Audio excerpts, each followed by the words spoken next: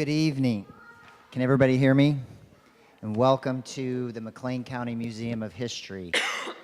We're very excited to have this panel presentation for Latinx Heritage Month and our friends from Wesleyan and Illinois State University. In fact, both presidents of both universities sit on our board of directors for the McLean County Museum of History. So education is very important, as is collaboration.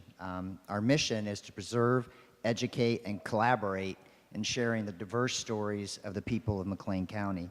And through collaboration, we try to be inclusive, seeking ideas and valuing multiple perspectives. I want to announce something that I'm very excited about that we've been working on a lot of different initiatives, but in 1905, the Historical Society put in a marker outside of east of Leroy to mark the location of a Kickapoo fort. And we've been working, and today I got approval from the chairman of the Kickapoo tribe in Kansas. The McLean County Museum of History, the Historical Society, will be co-deeding that plot of land, which is their native ancestral land, where that monument sits. So we own a 35-foot by 35-foot parcel with a marker on it, and we're going to co-deed it with the Kickapoo soon. So that's really, really exciting. So with that, I'm going to turn it over to Dr. Maura Toro-Morn, who's going to be our panelist. Or no, you're going to be our moderator. That's right. So welcome, everyone. Thank you.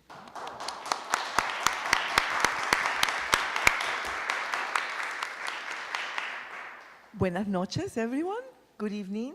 My name is Maura Toro-Morn, and I am the director of the Latin American and Latino Studies program at ISU. I am delighted to be here this evening at the McLean County History Museum for what is actually the first of what I anticipate to be several panels that we will continue to sponsor and do in the spirit of collaboration that has been articulated. This is actually a kind of a historic panel for us because it also represents the first time that the city of Bloomington has asked us to actually spearheaded this kind of event, and this is one of actually several events, one which already took place at the Children's Museum. This is one of the panel presentations that we're organizing, and it will conclude with Reina Grande, Mexican-American writer Reina Grande, will be in town doing a reading, signing some of her books. I wish I had actually brought a copy of the book with me to share with you, but that's also an anticipated event. I actually have the first draft of the Latinx Heritage Month calendar, where some of these events are actually listed. This week, if you're interested in continuing to learn about the Latino experience, I also want to put on your peripheral vision a lecture by Dr. Livia Stone, who is an affiliated faculty member, and she's going to be speaking as part of a series that we hold every year called Conversando Entre Nosotros, talking amongst ourselves.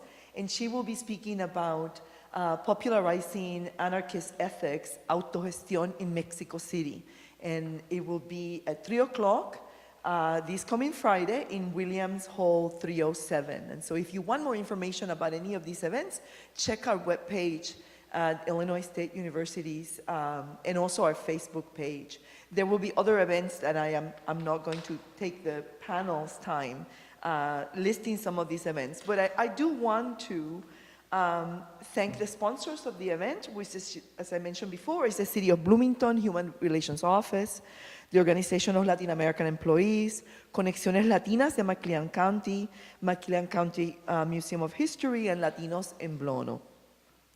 I also want to kind of review, every year the Pew Hispanic Research Center shares a list of some of the most interesting characteristics of the Latino community, and by way of kind of shaping and framing the conversation that we're having here this evening, I would like to share some of those with you as a way to kind of refresh your memory in terms of the significance, the demographic significance of the Latino experience.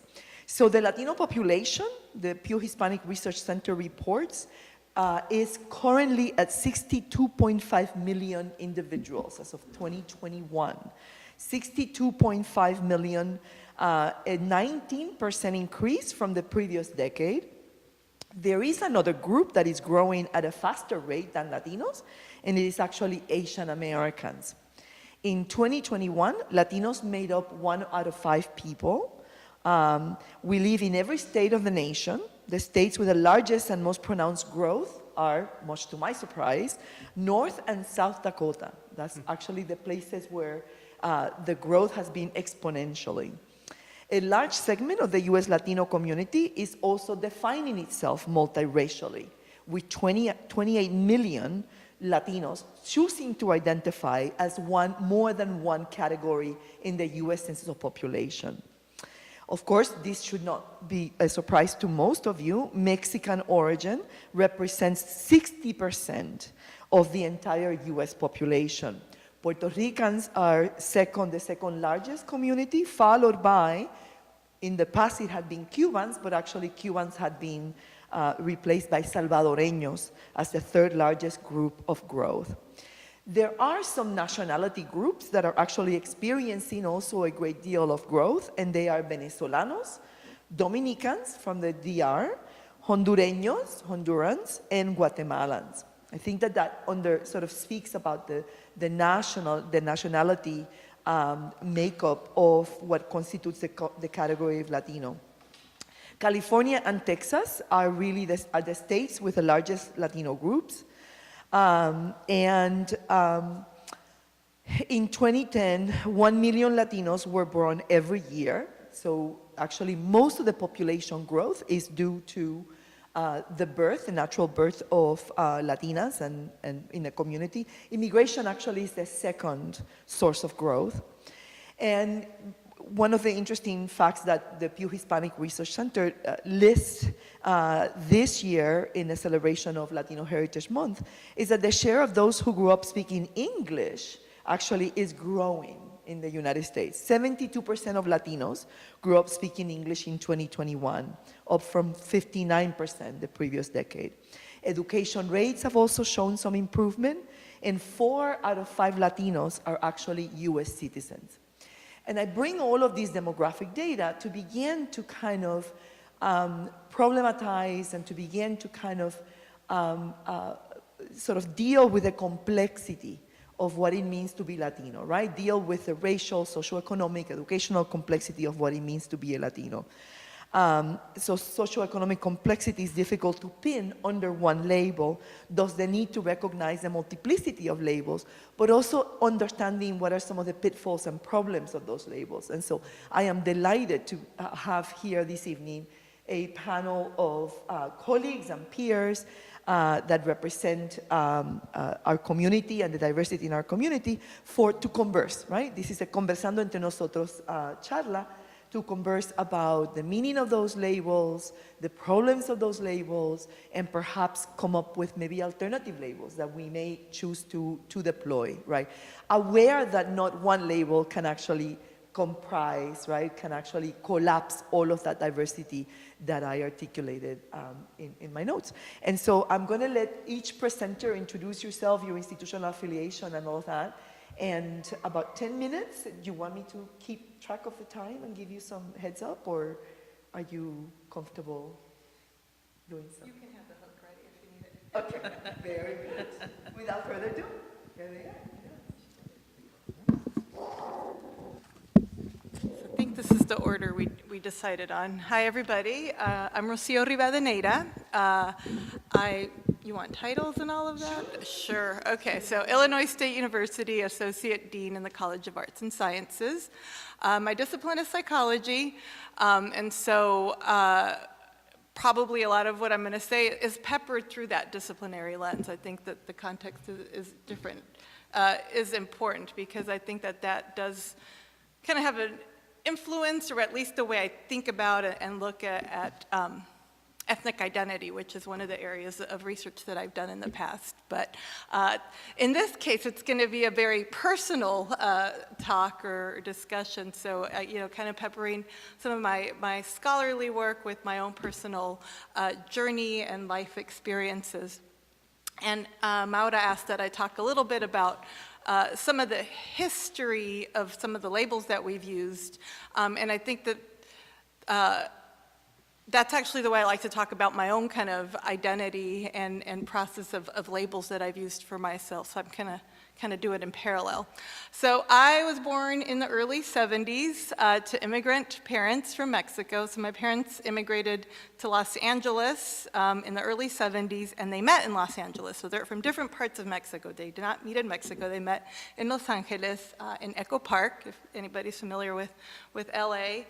They were taking English classes, and so they found each other, fell in love, got married within 2 months, because that's what people did back then, I think.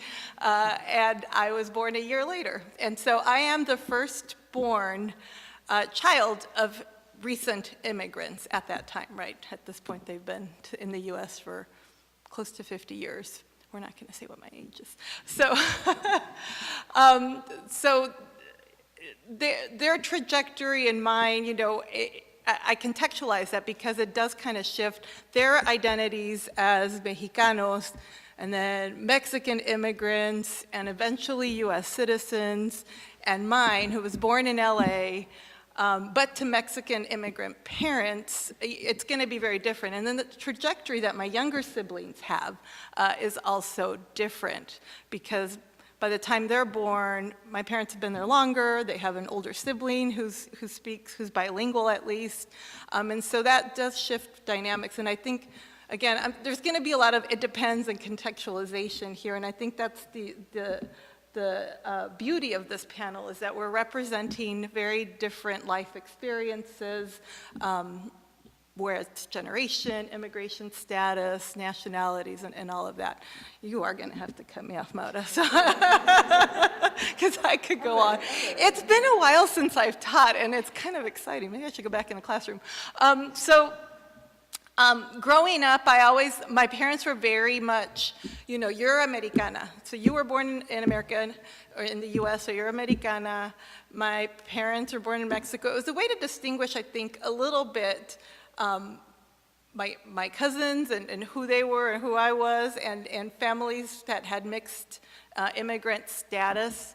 One of the interesting things that we know, the history of what a documented immigrant really doesn't come into existence until the early 70s, right? It wasn't until 1965 that we really had quotas, and we start to police and add legal standing to immigrants from all of Latin America, but in particular Mexico. Before then, it was back and forth along the border. And so my parents represent that first generation where suddenly the laws had changed, and suddenly they were undocumented, right? So actually, at that point, maybe, the laws kept changing, right? So their documentation status changed. But there was kind of this pride that I had been born in the US and what that meant. And so growing up, I knew I wasn't Mexicana because I wasn't born in Mexico, and that was a distinction. And so Mexican American became my label of choice from very young age, Mexican American. And that was kind of my label. I grew up in LA and Long Beach, if anybody knows, in a place that had like 80% Mexican population in the neighborhoods and all my schooling, so there was always bilingual kids. We were around it was a little diverse, but it was mostly Mexican-American kids, and so my Mexican-Americanness didn't really stand out until I went to college. And so being a first-generation Mexican-American at the time, I'm going to use the identity marker that I used at the time, I go off to college to Orange County. So if anybody knows anything about California, Orange County is very different from Los Angeles. And so it's known as being well, at the time, more white. That's shifted quite a bit. More white, more upper middle class. It's where Disneyland is from, so that gives you a perspective of what that's like. And so I go there, and it's the University of California, Irvine, and I get there and I realize for the first time that I'm a minority. I mean, I knew that. I knew I was a minority, right? I saw TV. I'd been around the other places, but that was the first time where I lived, where I truly felt like, I was a minority. I wasn't part of the large group of people. And so I really started to explore what that meant to be Mexicana, Mexican American, and suddenly I found my second home, psychology was my major. I found my minor, which was Chicano studies. And Chicano studies came to me because I took a Chicano psychology class. It was the first class where I had another Latina in front of the classroom, and I remember being amazed by that. I was like, you know what, I'm gonna go ahead and minor in this. I don't think we had a major then. And so I started taking classes in Chicano studies, learned all about the history, took some language classes, some social studies. Social sciences. I don't even remember what all my classes were. Literature. I remember a lot of literature classes. Julie, you'd be proud. And then, slowly but surely, I started to use that label Chicana more than Mexican American. I remember the first time I used that at home, my mom had this reaction, Chicana, no es Chicana, like that's, for her, in her generation, it was a derogatory term to say the term Chicana because it had been used as an insult for American-born Mexican descent kids, right? And it's like gabacha, Chicana. It was kind of not a nice term in my parents' generation. But if you know anything about the Chicano movement in the 1960s, that was a term that had been reaffirmed by that generation that had been growing up in the US. So they're probably my parents' contemporaries, but they're, remember, born and raised in Mexico, and so they weren't part of the Chicano movement here in the 60s. And so that terminology, that identity marker got, utilized by that student movement at the time. And there was, the Chicano Power movement, the Brown Berets, all of the exciting stuff that was happening during the Civil Rights movement. And so I learned about it because my professors were probably that generation, and so they were teaching me about it, and I got excited. I was like, yep, soy Chicana, I'm Chicana. Okay, Maura. Sorry. I did. So anyway, I'm going to try to cut it short. Man, 10 minutes is really hard to tell a life story about identity. So Chicana became my term, I found it in college, and I'm going to say one more thing. And I was Chicana until I moved to the Midwest. And then suddenly, people were like, what's a Chicana? I moved to Ann Arbor, Michigan for graduate school, and it's Michigan. Some people knew what I was. Other people, I had to go into this whole explanation about what a Chicana was.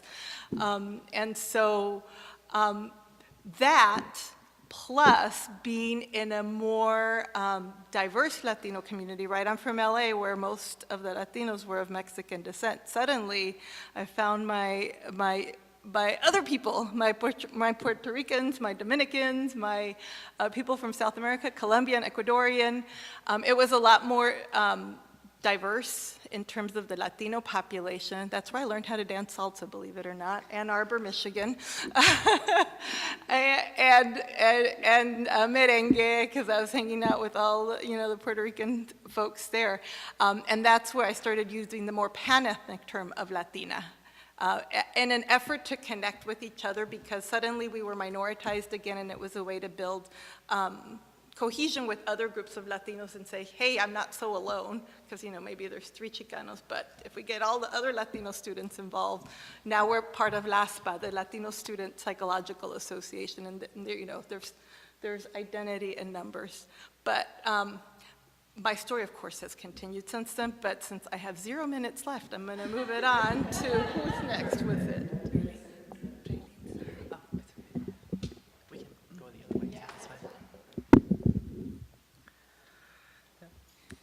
Do I need to wait? No. Oh, okay. Oh, we're good. Okay.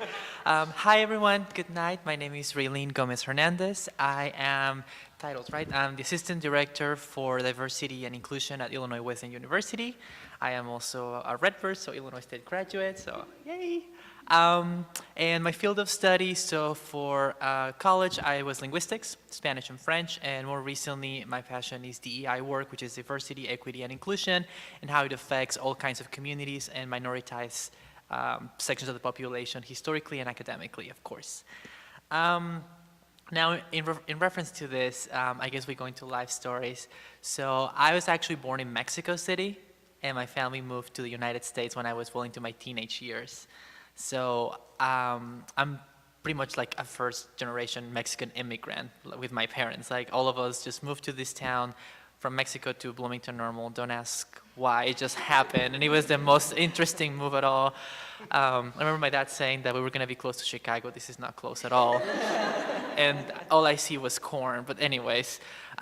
So we moved here, and for me, it was a little bit of a change, understanding how I came from Mexican culture, you know, and seeing how the big city was and how people perceive themselves in their own country, and now being in a new social cultural sphere, how you are perceived, how things changed societally in the terms of you're viewed.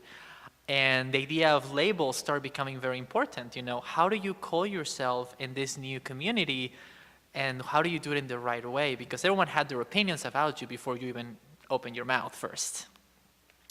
And as I continue my experience in the United States, I got through high school, Bloomington High School, I got through college, Illinois State, I work now at Wesleyan, and of course a lot of research on DI. I've seen that labels carry a big power, but they also evolve, and they're also constantly changing.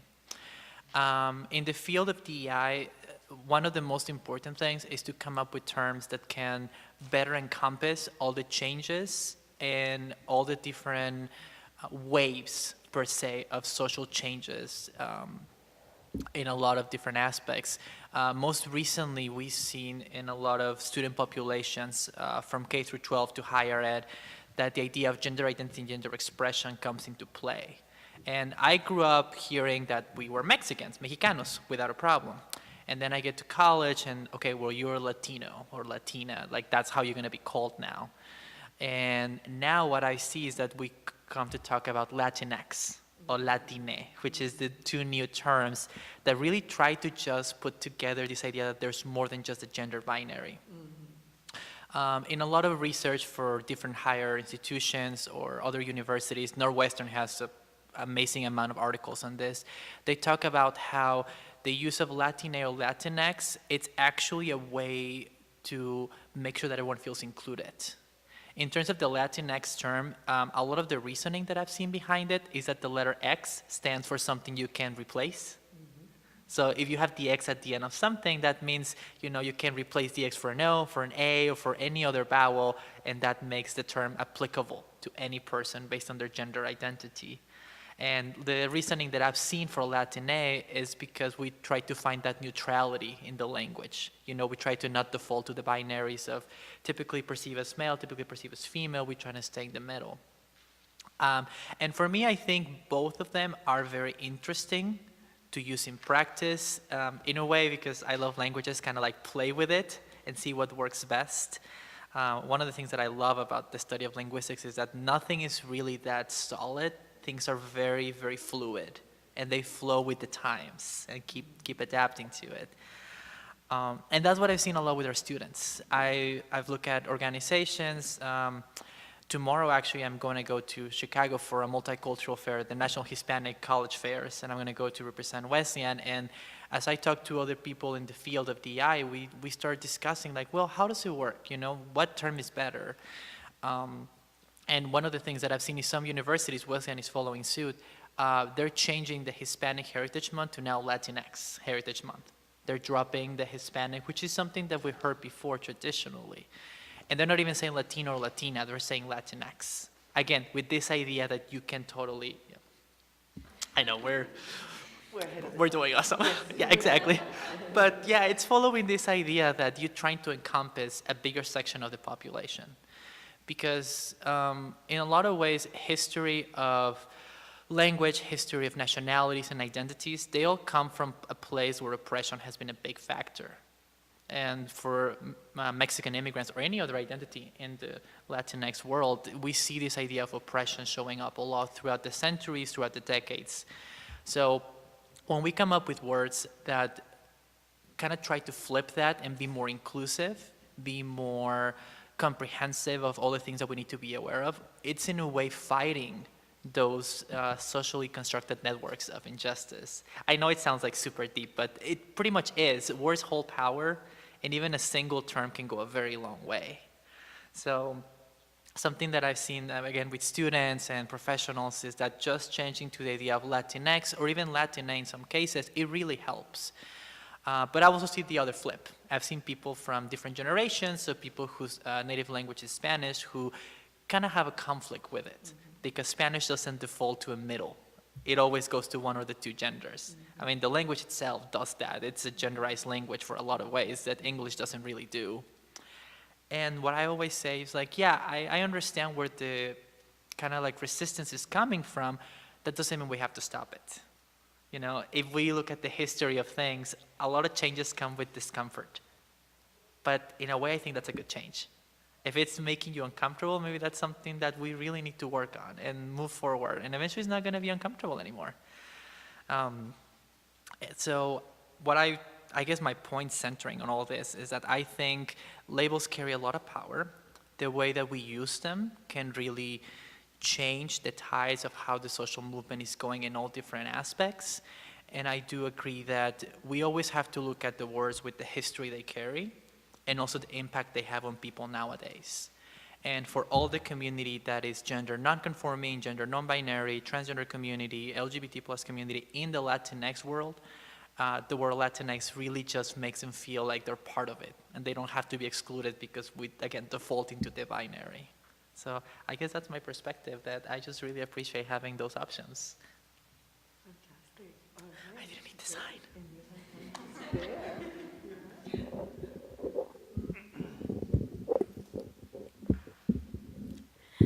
Well, good evening, everyone. My name is Lourdes Concepcion. I am from Illinois State University. I'm a second-year PhD student in the school psychology program.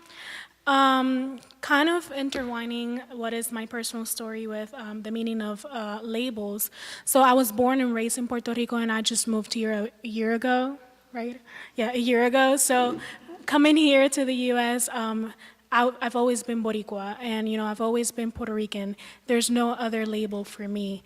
But when we look at the Puerto Rico history, we see that we have a lot of oppression, right? And because of our long-term colonial status that we have right now, we got one of the oldest colonial colony in the world. And with that, it comes a lot of how our history has been erased for years and years and years, right? And how the U.S., with its oppression, has erased our history. And when I say has erased our history, it's because we're not taught our history. We're taught the U.S. history because we belong to the U.S. And with that, it comes a lot of, I would say, dissonance for us Puerto Ricans, where we don't know who we are. What's our label, And when we dive into the topic of labels, our first label is always white. And you can see that when we go to the census, to the U.S. Census, and you go to the Puerto Rican part, you see that almost everyone in Puerto Rico labels themselves as white. But that's not the truth. When we actually look at it, not all of us are white, right? But that's what we've been taught, because white is the correct term, white is the right path, right? So before I moved here, I've been living and experiencing a lot of this movement of regaining our labels and regaining our identity in Puerto Rico. And by that, we have a lot of studying our history and studying where we came from, who lived there before us. And with that, just kind of like going along the lines of Rocio, A label that I've been using lately is Afro-Boricua, because I do have African roots, in my family. And it's really hard sometimes to pinpoint what are the roots for us as Puerto Ricans, because once again, we've been washed out in our history. So it's not really easy for us to say, oh, my great-great-great-great-grandparent was, this and that, but because we don't have that. So it's really difficult, but based on the history that I have in my family, the label I've been using is Afro-Boricua. So I'm Puerto Rican, but I also have African descent. And so tying that up with the Latinx and Latine terms, I was talking with Maura the other day about how in Puerto Rico is perceived the Latinx and the Latine term. So while I was in undergrad a couple of years ago, maybe one or two, we use Latinx a lot because that, as Raylene was saying, it is a term of inclusion, right?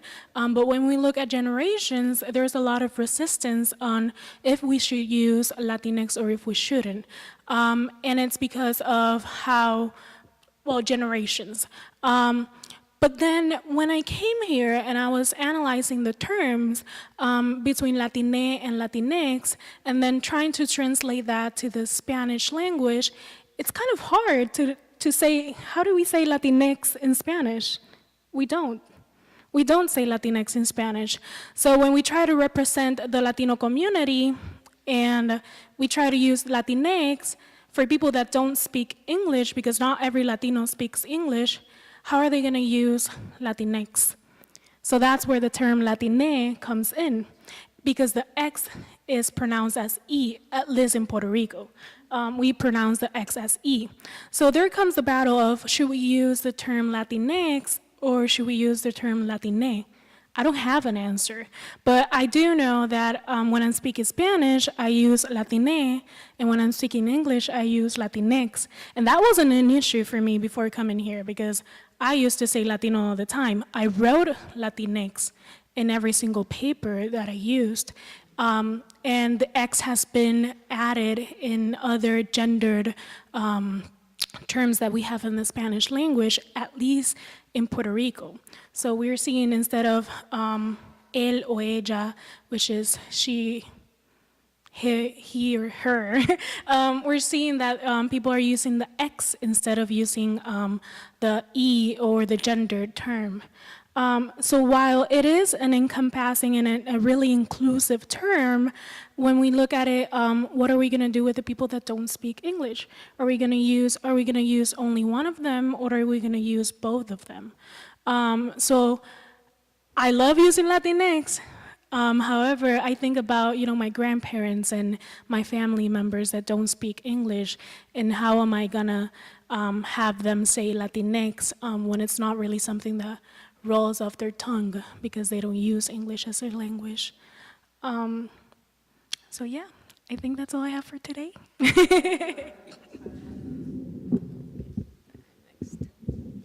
Hello, everyone. Can you hear me? Okay.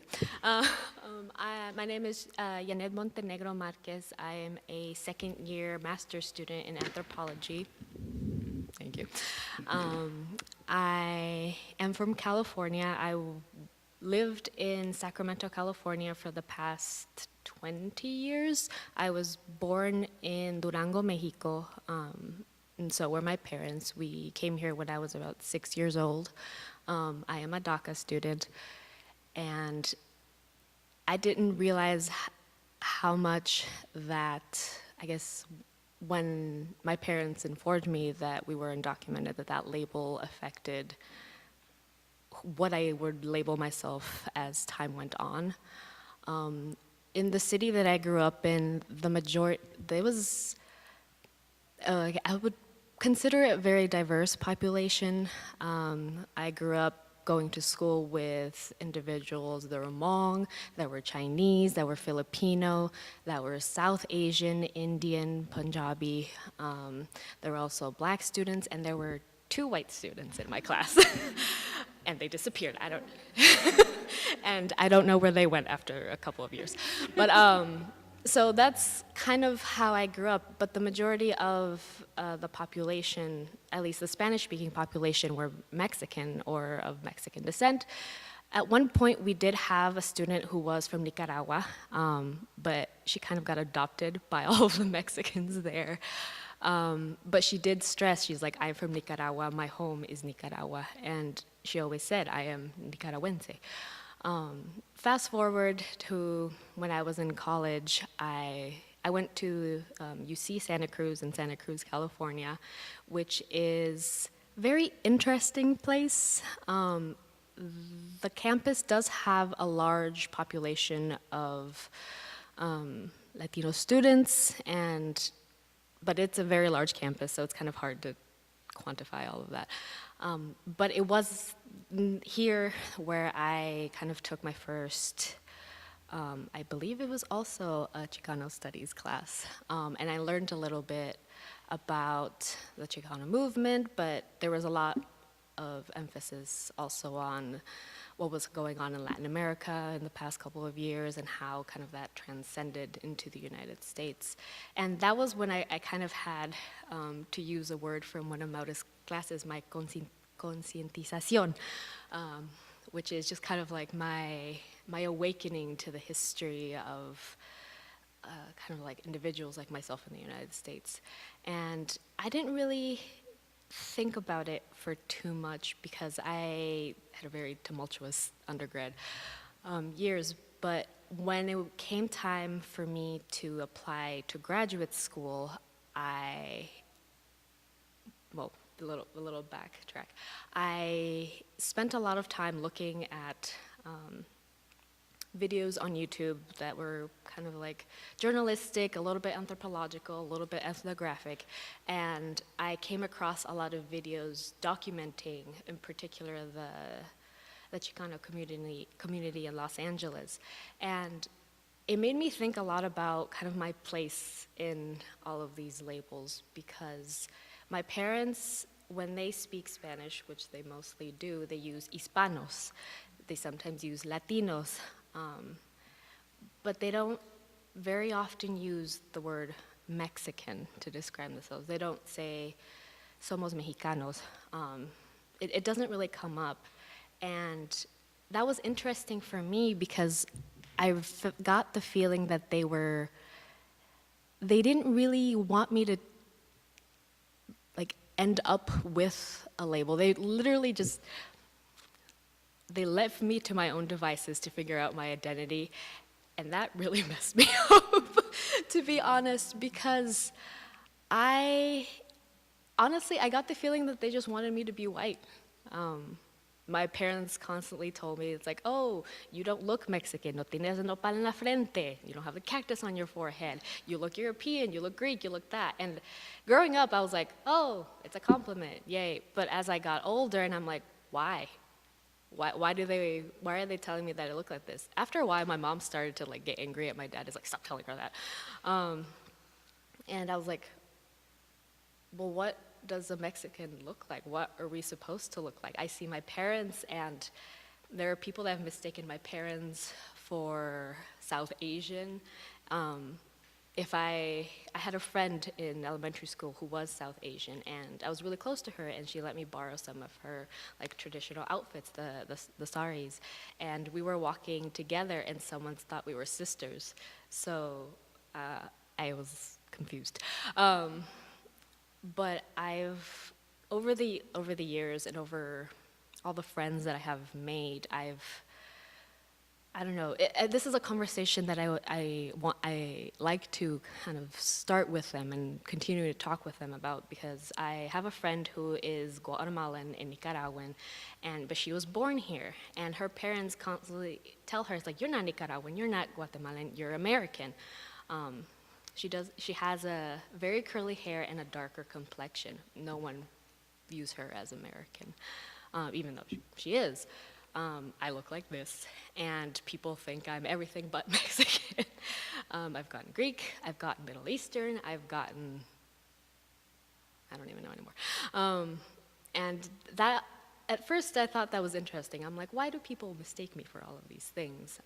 And it prompted me to want to learn more about just the history of like Mexico, who is Mexican, who ended up in Mexico, and fast forward to now my graduate concentration. I am really interested in looking at kind of the relationship between Latinos and Asian Americans in the United States. But in order to I wanted to get it from as many angles as possible. So I learned about the history of Asian migration to Latin America, to Cuba, to Puerto Rico, to Mexico, to Peru, all over. And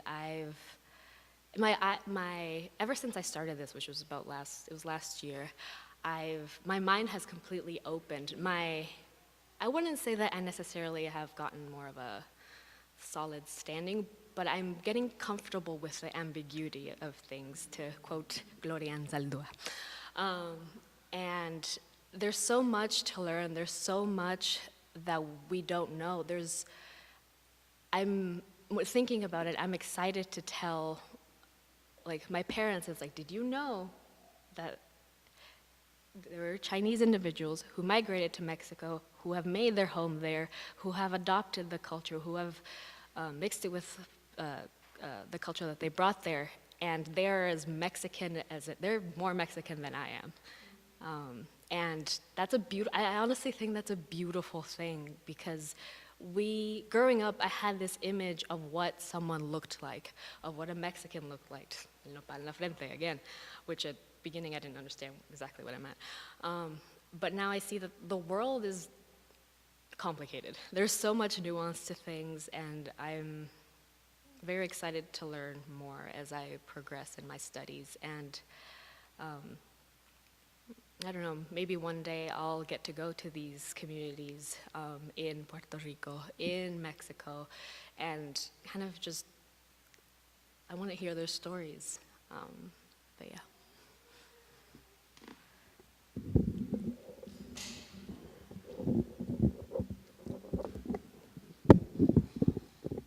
So, okay. Good evening. My name is Alejandro Enriquez. I'm also going to tell you a little story, and the story I'm going to tell you is some of the themes we've seen in these presentations is going to resonate, and this is the story of change and a story of becoming, how I became the Latino that I see myself as right now, and I'm probably in the process of becoming Latinx. So, Hasn't arrived yet. right, I'm not quite there yet, but I'm in the process of going from Latino to Latinx. So I'll give you a little bit of my biography so you can get the context. I was born and raised in Mexico. I came to the United States as an adult. So I didn't grow up in this country, so I don't have the experience of Mexican Americans or Chicanos or even Latinos until very recently. Now, one thing that is perhaps that I should probably highlight is that when I was growing up in Mexico, my mom is American. My mom is white American. My dad is Mexican. My dad came to study to the United States. He was studying to be a doctor. My mom was going to nursing, studying to become a nurse. They met at a hospital. They married, and they moved to Mexico. So I was born in Mexico. I'm the son of an American citizen and a Mexican citizen. So I grew up in this relatively small to medium city, and I was kind of unique. People used to see me different because I was the son of that gringa. I was the son of that American woman who wore shorts in our hometown, who had blue eyes and blonde hair and white skin, and she looked odd in my hometown. So we were kind of a known family. As I said, my name is Alejandro Enriquez, but back when I was living in Mexico, I went by Alex, which was the easiest way that my mom could pronounce my name. She was a non-native speaker of Spanish. till the day she died, she had an accent in Spanish. She didn't speak the language very well. So people knew me as Alex rather than Alejandro, which is an Americanized version of my name, Alejandro. And people used to call me either Alex or Kopecki, which is her Czechoslovakian last name. So I was Alex Kopecki. And then eventually I moved. So I grew up on the eyes of others as the American kid. I was a gringo in Mexico because of my mom or because of my family history. And then I moved to the United States, and I realized I'm not a gringo. I'm not an American. Nobody buys my story. Nobody thinks I'm a gringo. Nobody thinks I'm American. They hear me speak, and right away they say, he's not an American. He's a foreigner, right?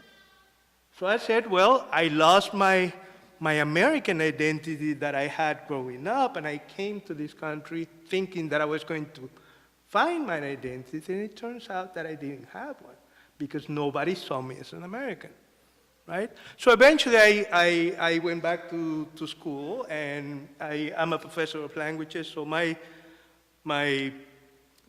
life story took me to the university, and I started teaching Spanish. And at the time, I was completely lost. I was no longer Mexican. Of course, I was not a Chicano or a Latino. And I was not an American that I grew up thinking I was. But then I found the term Hispanic, which is used in languages department to include both. When you take Spanish classes, you take classes in literature from Spain, and you take classes in literature from Latin America. So we use the term Hispanic to comprise both Spain and Latin America. So, and at the time, that was also the term Hispanic or Hispano was also the preferred census term, right? So I started calling myself Hispano or Hispanic. And again, nobody saw me as that because I didn't look that. Most people thought I was Hawaiian or Filipino because of the way I look. I was most often asked. I was never asked if I were Mexican. They asked me, "Are you Filipino? Are you Asian? Are you Hawaiian?" No, I'm actually the son of an American citizen and a Mexican dad. And they would be like, "Oh, this is weird." So in any case, fast forward to a little bit more to the present. I got the job at ISU. I was still working at a languages department, and eventually I started collaborating with Maura, and I started teaching classes in the Latin American and Latino Studies program, right? And I found a community of people who have this strange shifting and forever changing identities that are shifting. So I found my group, found my tribe kind of thing. So I became Latino. And as an aside, every now and then I go back to visit family back to Mexico. And I remember these discussions about the terms. In Mexico, they seem to follow the United States. Those conversations about gender neutrality in language, those conversations seem to follow the lead of the United States. So I remember I have nieces and nephews who are a little bit younger than me, two generations younger than me. And I remember in conversations with them, at the beginning, they used to make fun of this idea of using neutral language, right? I don't like the pronoun ella, which is the Spanish language alternative to them in English, right? Instead of él for males and ella for females, the term ella was suggested. And my nephews and nieces were kind of reluctant to see that and kind of making fun of using this more inclusive language. But what is really interesting for me is that I came back a few years later, and this is more normal for them now. Now they're using these terms, and they're not making fun of them. They have come to understand what Raylene was suggesting earlier, that language is power and it's important to use a language that is more inclusive because it matters. It might be annoying or difficult or makes you nervous to try to use these terms. But I think it is important, and I have come to see my nephews and nieces that are starting to use these terms and are embracing them as their own. So that goes on to show this idea of change, how these labels change over time. I went from being what I thought was an American, and then I was identity-less for a little while because I was not the American I thought I was. And then if I would say I was Mexican, you would turn, oh, I thought you were Filipino. So I was not Mexican. And then eventually I became Hispanic, and then I'm switching to Latino. And then the term, again, I like the term Latinx. I don't use it for myself, and I don't use it in my classes yet. And recently I asked some of my students which term they prefer, and I think they told me Latino, Latina. But a lot of my Mexican American students tend to prefer the term Mexican American over Latino and Latina. So that's my story. It's the story of me becoming Latino from gringo that I was, but that I wasn't. It is so interesting that I just, landed in this country and I ceased to be the person I always thought I was, because everybody used to call me Copeki, or everybody used to call me El Hijo de la Gringa, de la Gringa, or they used to call me Alex, and then I became Alejandro, and now I even lost my Copeki last name, my American last name. I'm Alejandro Enriquez, so it's a becoming. Fantastic. Thank you.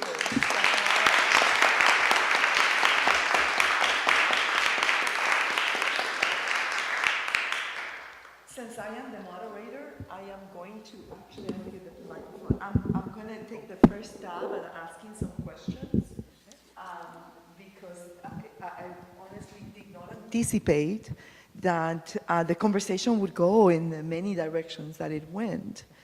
And so, Alex, I'm going to take a page out of your out of where you left it. Now she calls me Alex, Yeah. right? But we're close. Most people call me Alejandro. Well, I mean, I have a whole bunch of names, but, let's just go with the formal Alex.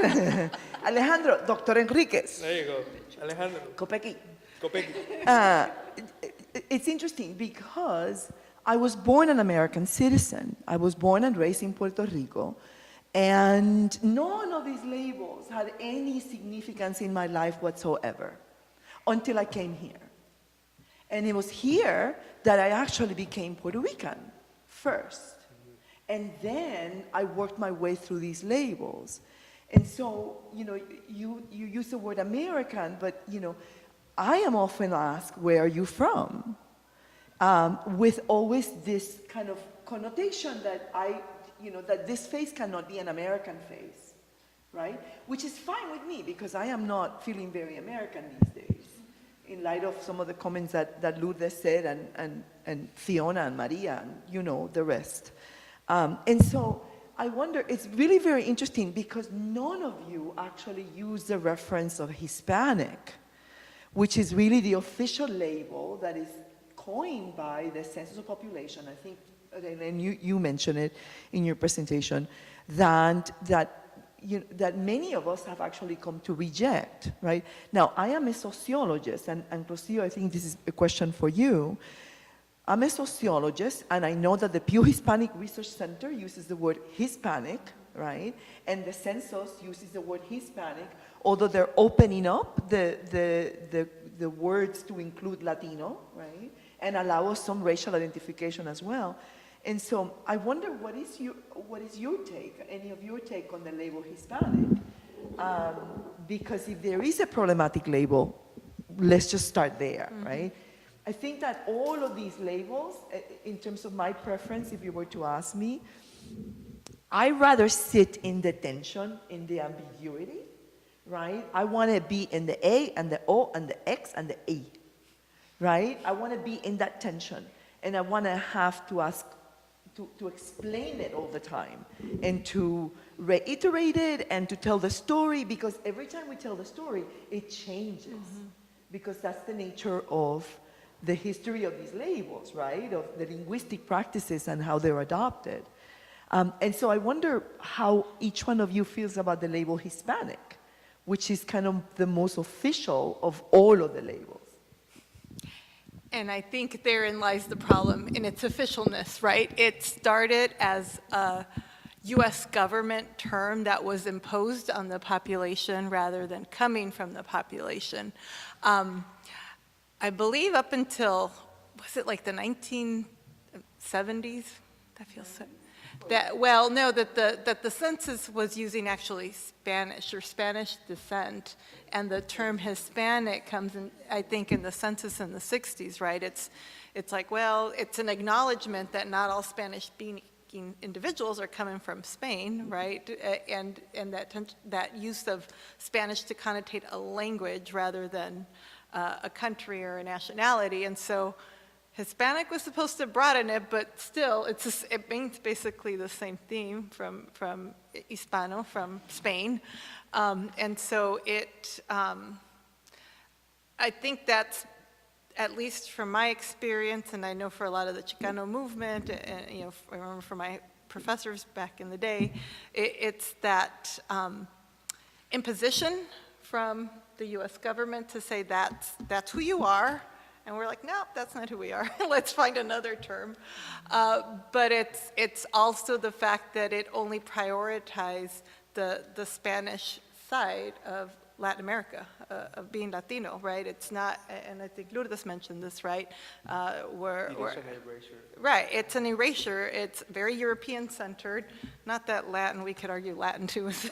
We could, I mean, there's always that, what that means, but it at least came from us, from the community, and it was very grassroots, but it erases the blackness, the African side, it erases all the indigenous sides, it erases the Asians, many Asian immigrants that came into Latin America, and others, but it kind of prioritized that European side, and I think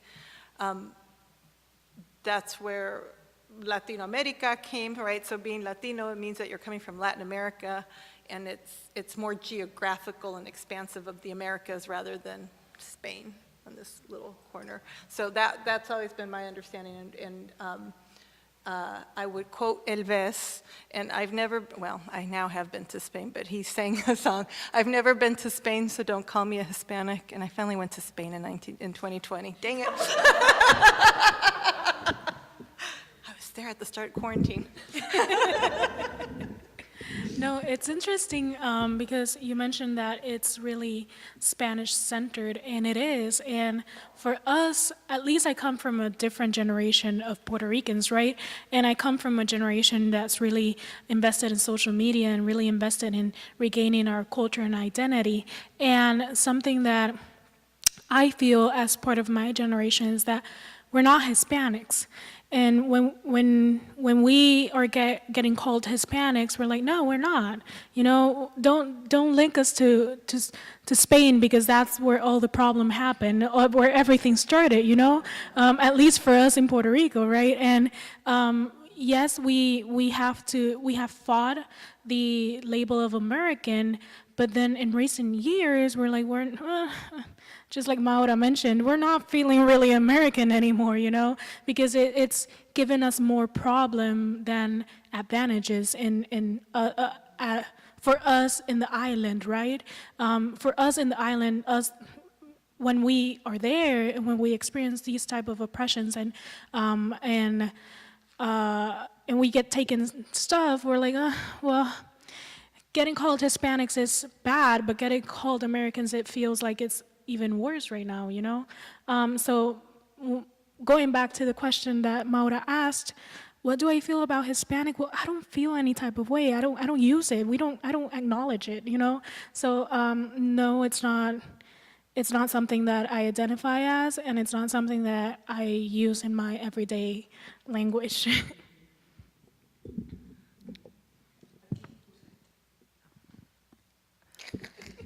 Go ahead. Okay. Yeah, I was like, that one's coming too, so I was wondering, like, okay, which one? So addressing, I guess, the same question, following the line of thought that we have constructed so far, what comes from my perspective, especially the field of study for diversity, equity, and inclusion for progressive movements, the word Hispanic, I've seen the rejection comes from this realization that when there's a term that acknowledges that there's a past of slavery, colonialism, or conquering, that can damage the way that the identity, like communal, can be constructed. And I can put it in another way, like for the community of people who speak Spanish, who were not born in Spain nowadays, keep acknowledging the fact with the word Hispanic that there is this idea of belonging to them as property, because that's how it was treated in the times of the colonial times. That can be very damaging. And that's why people face this rejection where they just want to change it to something that becomes more to themselves, more owning the present. You know, we don't have to keep remembering in the way that we acknowledge being owned by something else. And this happens in a lot of different fields and communities. The Black community has struggled with this a lot in countless of decades, you know, going from slavery to actually being independent, emancipated, having equal rights. So when we look at now the community that speaks Spanish here in the United States nowadays, I see that a lot of similarities come from it. It's like a simile in terms of the evolution of the term. We don't want to use Hispanic because it acknowledges this past of ownership. So instead we use Latinx, Latine, or any other term that comes after to reflect a different type of movement, different type of view of it. And it is still an official term. I think multiple universities still have it as Hispanic studies for the actual area, and they don't necessarily have to look into studies from Spain. They include also studies from Latin America. There hasn't been a clear division all across higher education, but I have seen schools, I have seen systems and programs who are really moving forward with that, making a very clear distinction, like, okay, we're gonna study Hispanic studies, means from Spain, Latinx, Latino studies comes from Latin America. And that is one of those little practices we do with language that can really create a more, more harmonious view of the community and more inclusive way of get everyone in, especially with education, which I think is the best weapon we get against all kinds of injustices at the social and societal level. So, yippee.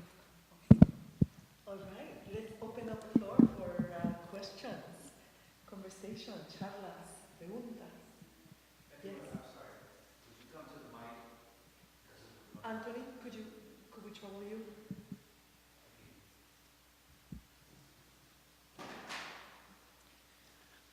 Puertorriqueño. Grew up in Orange County. Puertorriqueña, Puertorriqueño. So yes, the diversity exists, but I'm not a panelist, so I won't give you my whole life things. But I do have an observation that's been interesting to me, especially in light of this last question, where we're talking about the term Hispanic, because you're right, it came in the 70s out of the Census Bureau to try to come up with a term that took people from all over the world and tried to lump them under a particular label, which is this whole thing here. When I lived in Chile for a couple of years in my early 20s, I never heard a Chilean refer to themselves as Hispanic, or even Latino or Latina. Soy chileno, soy chilena. You know, I'm not mexicano, mexicana. Dice, ¿por qué los mexicanos no hablan? Cantan. Sí, hermano, vamos para allá. No hablan así. You know, we don't speak like that. And so it's funny. And then when I told them that I like tacos, they started laughing at me because they thought I meant tacón, shoe heel.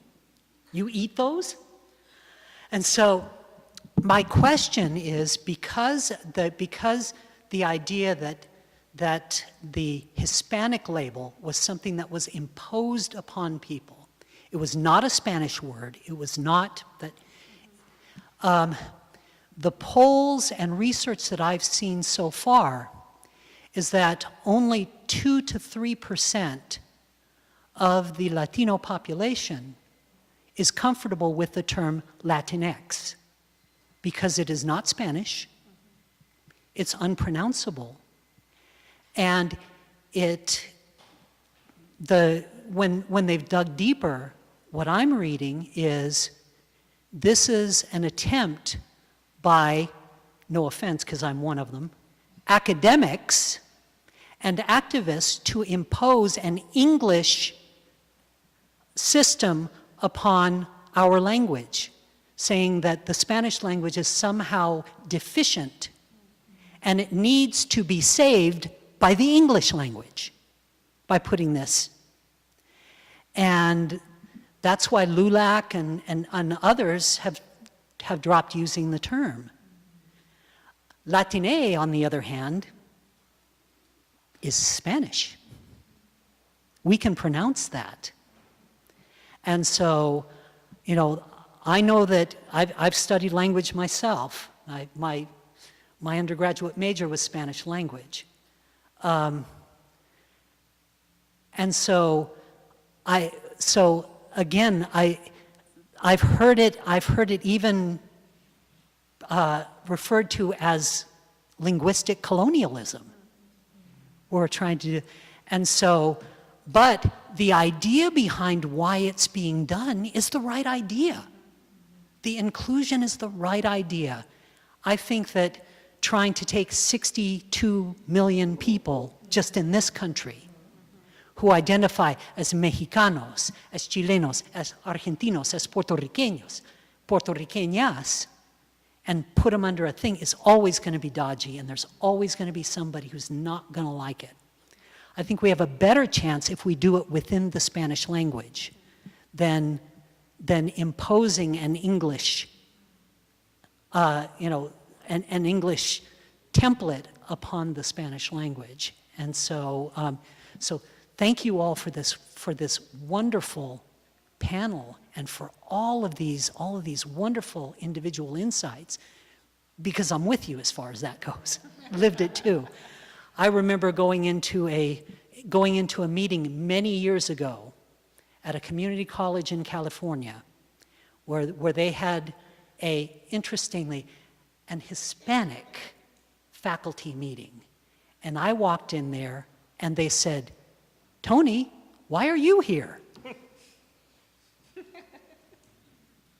And I said, "Piña, sabor a piña, piña colada." My last name is Piña. And I said, "You wouldn't be making judgments on me because of the color of my skin, would you?" Ooh, that really went over well. And so like I like to say, la piel es gringa, pero la sangre es latina. And he landed in Latina. I think, Anthony, what you have raised, I'm going to take a stab at responding because I think what you have raised is really part of what is actually the unspoken, linguistic practice here, which is that if you listen carefully, all of us use nationality as a way to identify ourselves. So nationality is really the building block of a lot of these identities, right? And I think that, can one label fit all of us? I don't think so.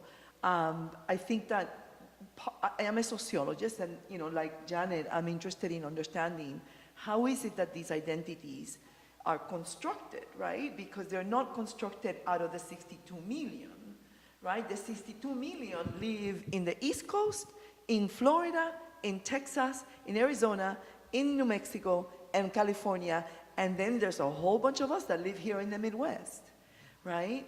And I think that what happens is that the Latino identity gets constructed historically through these communities. And so it is conceivable that we're not actually talking about a Latino identity, but we're talking about many Latino identities, right? And one of the things that I like to remind my students in Social 109, Introduction to Latino Studies, is that it is really in Chicago, when you look at the historiography of the word Latino, it is really in Chicago where it's born. And why it's born in Chicago, when you look at the linguistic, when it was actually started to use more pronouncedly in many of these communities, it was because of the solidarity that developed between Puerto Ricans and Mexicans in the development, in the early stages of Puerto Rican and Mexican migration to Chicago, right? So it is conceivable that we're actually talking about a new iteration of Latino identity, just as we articulate all of the threads that are represented in this table for understanding the tension between nationality and identity. Language is tricky. I don't want to put all my baskets in one language versus another. I like the idea of coming in and out of both languages and using both languages and mixing them up. So I'm flexible. I'm open to all of those. I don't know whether maybe the linguist, panel has more to say to that. In reference to that comment, I think what I can say is that language is constantly, it's almost like it's playing ping pong, especially when there's regions that are close to each other. So I feel like English and Spanish, especially in this area of the world, they tend to share a lot of things. And we get new terms added to both dictionaries every year, either for social common interaction use or for actual academic use. So the way that I see it is a lot of social movements are trying to be inclusive of anything that doesn't default into the gender binary have started in the United States and have started in the last couple of decades. So the term Latinx is another, another effect that came from those movements. They're trying to make it inclusive for the community that's Latino, Latina, Latinx now. I don't see it as, I personally have not seen it as an imposition onto Spanish because I've seen Latinx show up normally. And what I've also seen, especially with the connection with the US and Latin America, is that a lot of words, because of social media and mainstream culture, they get taken from English. You see, nowadays when you hear people who speak Spanish say TikToker instead of TikToker, so you see words that are really being almost like borrowed. And that's happened. I mean, there's so much cultural contact. So the word Latinx, even if it's not phonetically as appreciable for native speakers of Spanish, doesn't mean it cannot be pronounced in the English way, just as a borrowed term. And I'm not saying that's the only way Latinx exists, and I also love that term, but I don't see the languages fighting each other. I see it more as like, okay, this is what's happening, it's the new wave, it started in this country, and it's starting to slowly go to other places, and it's trying to find its way. And I think the most important part is when we are in these processes is that we see how little by little things do find their place, and they come to their place through a lot of work, a lot of discussion, a lot of dialogue. And that's basically what I believe education should do for a lot of things. So I support both terms. I don't see them at odds with each other. I see them as just, it's simply the language is trying to find its place. As long as you use language that's inclusive and that's your actual aim to do, I believe a lot of terms can apply.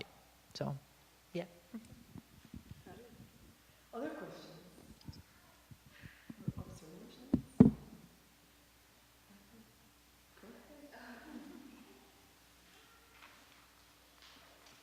Hi, I'm Vanessa Hernandez. I am also a dreamer. And I guess I kind of want to build off the point that was made.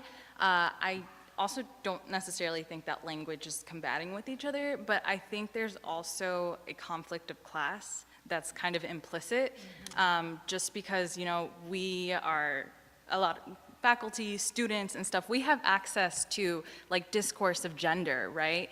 But a lot of people don't necessarily have that, or they just really haven't been exposed to it.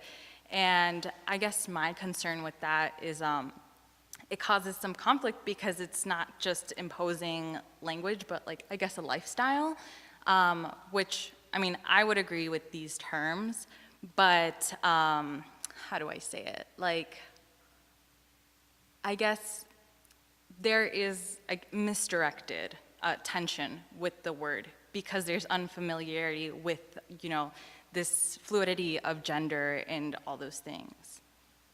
So I guess to build on that, yeah, I guess, what do you guys think of the class aspect on that?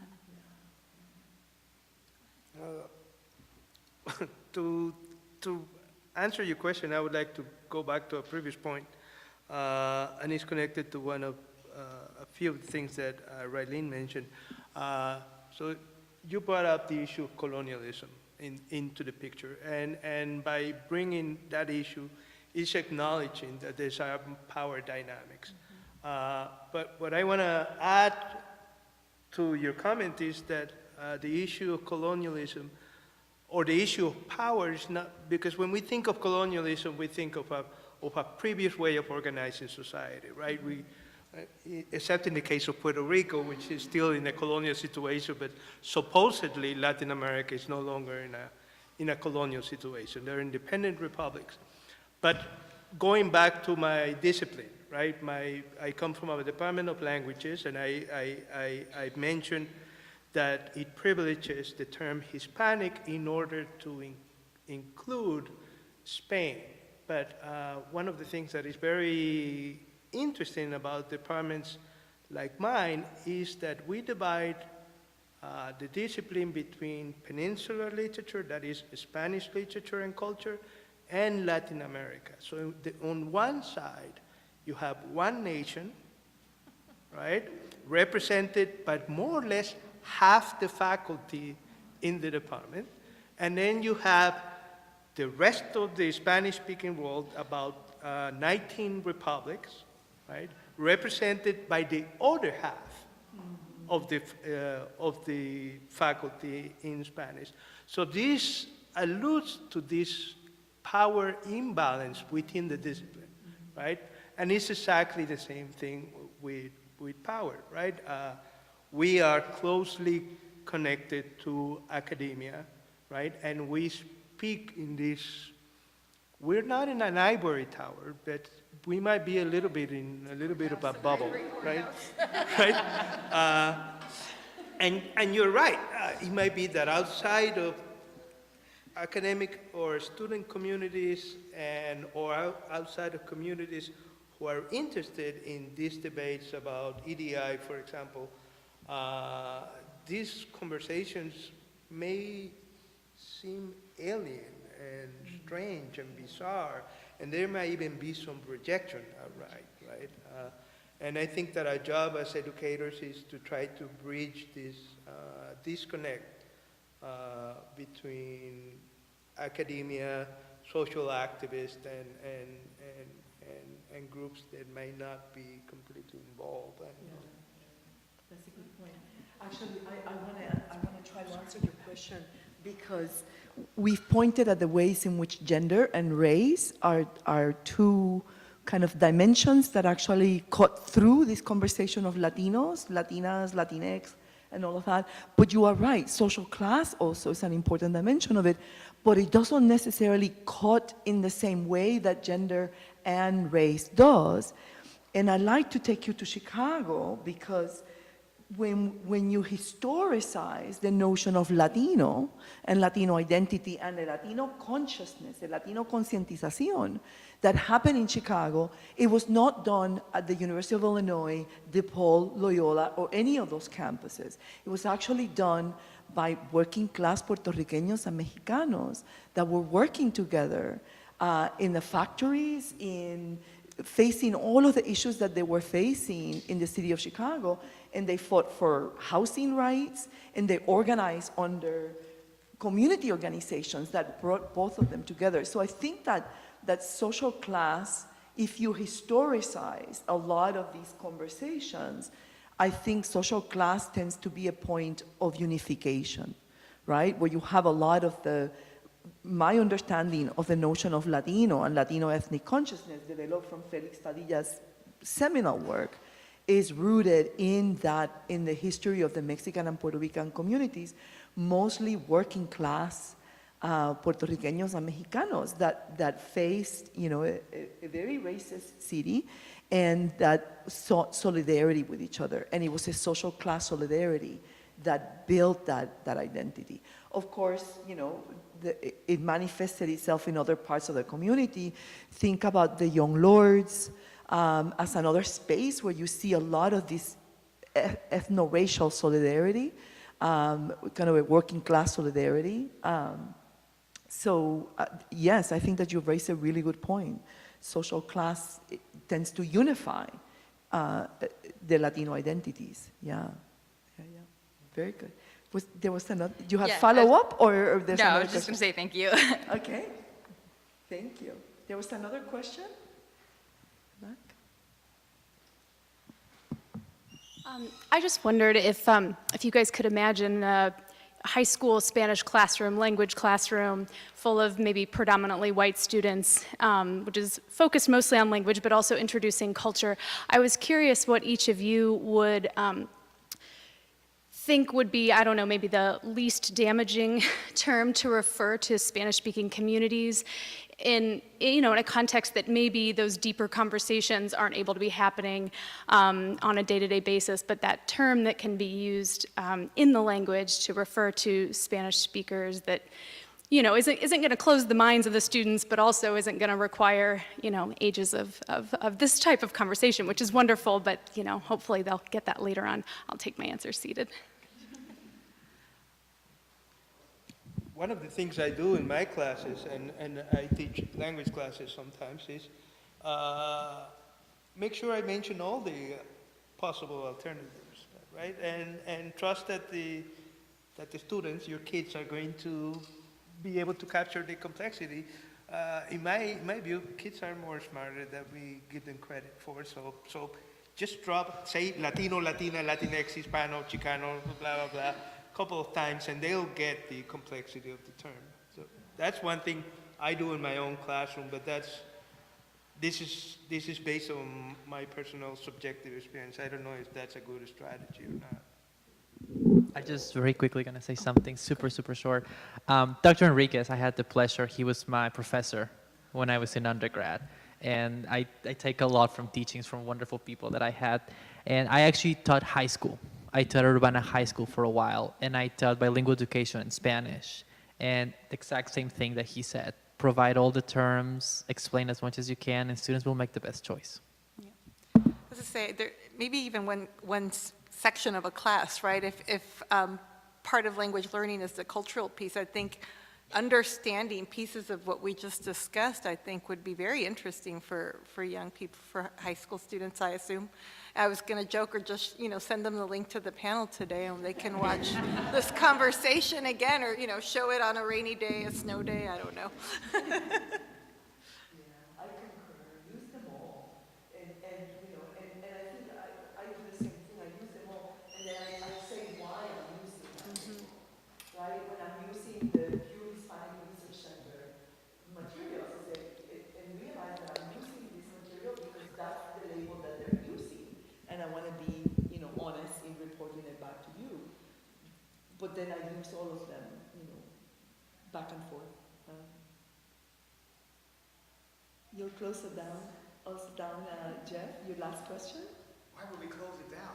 Okay, well. I will make a statement, though, that you promised that you do this again. Yes. We're not going to close you down at this point, but every time we have this conversation, it just gets me to really think, and I wanted to share with you guys, I applaud you for, bringing a sense of nationality to your identity and using those terms. I stand before you with the history of colonization as well as a Negro, a colored, an African American, a black, a mulatto, a nigger, right? These are all my labels, right? But my label, as I respect you folks for talking about where you come from, Puerto Rico, and Chileans, and that's powerful stuff, right? So we have to be careful about the weaponization of the use of labels. For instance, I consider myself at this point in time in my life an American. But the idiosyncratic thing about that is I have to leave the United States to be recognized as an American. So we just have to be careful, right? But I really appreciate it. Thank you so much. And in that note,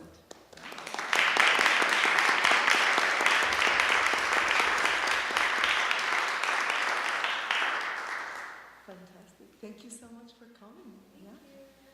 One thing I did mention as I get up, I'm thinking so many things in my mind. And you talk about the 60s. In the 60s, blacks in America were calling each other brother and sister. Yes. The notion of solidarity that you mentioned. Yes.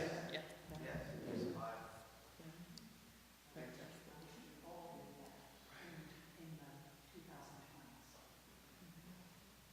Let's keep working.